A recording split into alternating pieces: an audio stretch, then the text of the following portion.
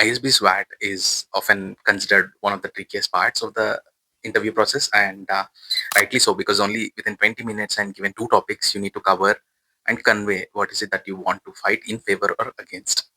In this video, I'm going to talk about why ISB has introduced WAT and how does it make difference and how is it being used as a filter mechanism.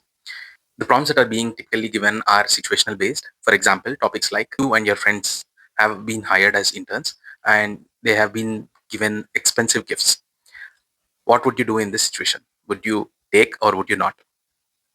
A team member is not performing who used to perform earlier. How would you react or how would you go about this? So topics like this are being asked in WAT, and why? Well, oftentimes a lot of candidates use consultants for preparing their essays and making them polished to the extent possible.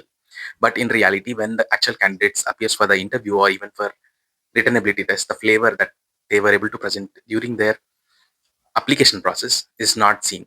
So it acts as a filter mechanism for candidates to understand whether the person who has written these essays and the application is the same person or not. What does it mean? Well, you have to be very conscious and cognizant about how you are narrating your story and how you are gonna present your use case in during your WAT. Number two, see, the WAT is a typical 20-minute and two prompts. And in this 20 minutes, they give you a very open-ended question or a prompt. And the expectation is that the candidates who get selected for the programs like ISB have are smart enough to basically understand the nuances and also be able to articulate, show that emotional intelligence and be able to articulate their thought process in a structured manner with a given stipulation of time. See, it's not about the quantity; it's about the quality of your WAT topic, that how you are presenting your arguments.